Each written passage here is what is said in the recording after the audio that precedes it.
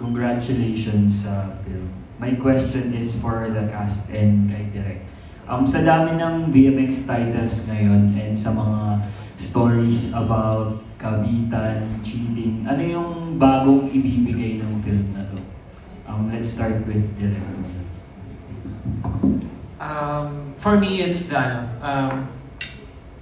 the intensity and the performance ng mga actors, because I've seen kung paano nila iniba or na-elevate yung performances nila from their previous works.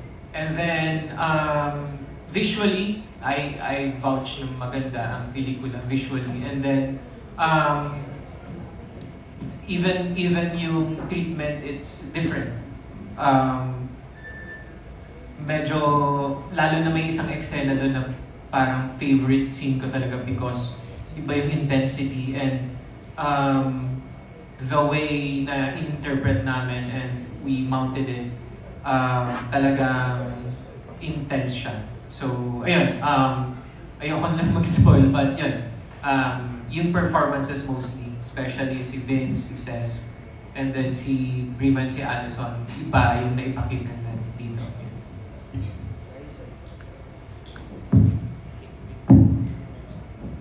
Ito ako na yung sinabi ko. Dahil kay Direk yun, hindi namin nakita na yung pinoportrait namin character, agad-agad namin nabigat nung araw na yun. So, thank you Direk. Sana naitawid namin ng maayos. Yun. Ayun. Yun lang. Yes, dahil din kay Direk yun. Kasi sobrang gaan ni Direk katrabaho, lalo na ng mga co-artist ko. Siguro yung iba lang doon. For me lang, sa mga movie na napanood ko, siguro yun nga, intense, then yung chemistry din talaga. Yeah. Sa akin naman, when it comes to, one of it talaga, siya very thankful din kami kay Direk for sobrang gaan din katrabaho and also may co-artist. Nakikita ko yung bonding na sobrang dali lang sila kasama and hopefully may mga kasunod pa. But this one, yung sa Cheating Wife, based sa mga typical cheating movies, siguro this movie is more complex kasi may marami siyang hinihit na targets na especially yun nga, Vince is bulag dito. But eventually, nagkakamabutihan niya yung dalawang girl. So parang medyo complicated siya in a sense compared to the other typical movies na naging mapusok lang. So this one medyo mayroon siyang may deeper level na complication na parang hindi naman dapat pero nangyayari. Ganun. Thank you. Alright, thank you so much. And now moving on to the second batch today. We have Kiko Escuadro, Dolly Ann Carvajal, Aster Amoyo, Isa Iglesias, and Neil Ramos. Ngayon pakinggan natin from Radar PH, Kiko Escuadro. Hello po. Hi. Question for Vince. Hello po. Balikan lang natin. Yung time na nawala ka, nag-time off ka, naging personal decision or na-burnout ka ba? Or ano yung naging dahilan bakit biglang kang naglaylo? Hindi naman as in laylo. Kumbaga pag may binibigay naman po sa akin yung iba, tinatanggap ko naman po. Tinatanggap ko naman po yung mga binibigay sa akin ng mga work. And then, alam ko, sumabay din po ata yung nasa FED's Batang Quiapo po ata ako dun. Ito bago po matapos. Kaya rin po, siguro, hindi rin po ako gano'n nakakakuha ng project sa VMX nun. Dahil po, sa schedule ko rin po sa Batang Quiapo.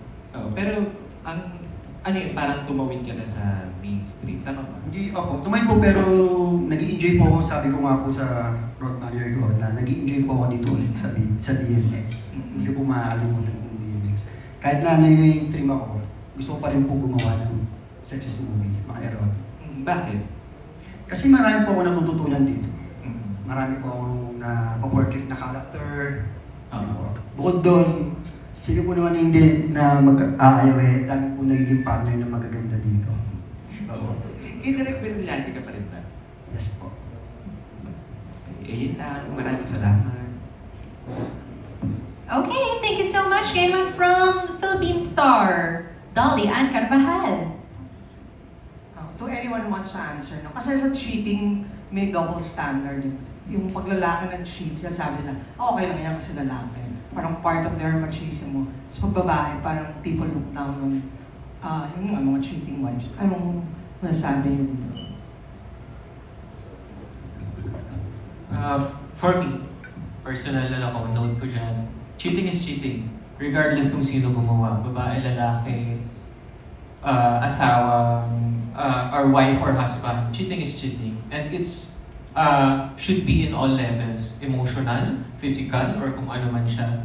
Kasi ang genuine relationship ay kailangan faithful for me. It's a commitment.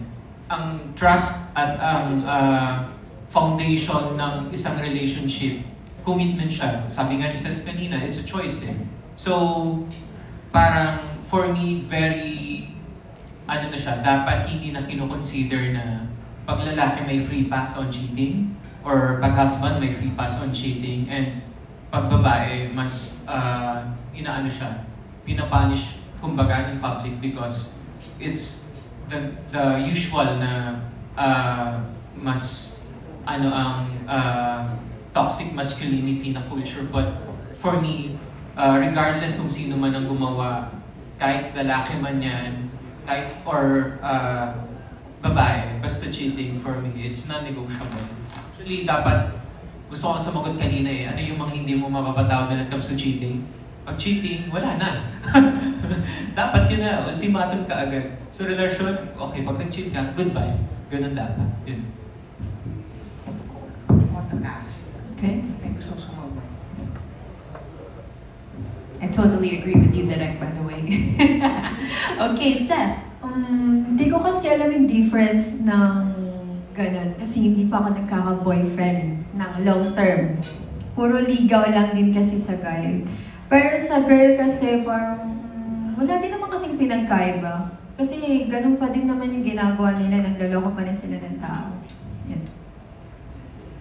To add up lang. Yun, tama mo yung sabi na Direk na wala naman sa gender yun, either guy or babae. One cheating is a cheating pa rin. So siguro nangyari lang na hindi naman normalize, parang sa society on this modern era, parang lumalabas kasi pag lalaki nag-cheat, normal lang yun, lalaki naman kasi yan. So parang ganun. Pag babae naman, way deeper. Feeling ko ang pinaka ini-impose lang ng ibang tao is kapag yung lalaki nag-cheat, more on physical aspect.